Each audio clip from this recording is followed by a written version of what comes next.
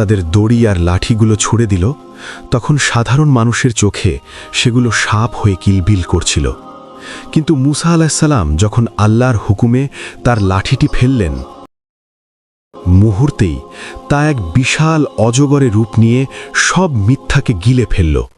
ফেরাউনের চোখের সামনে তার দীর্ঘদিনের অহংকার ধুলোয় মিশে গেল।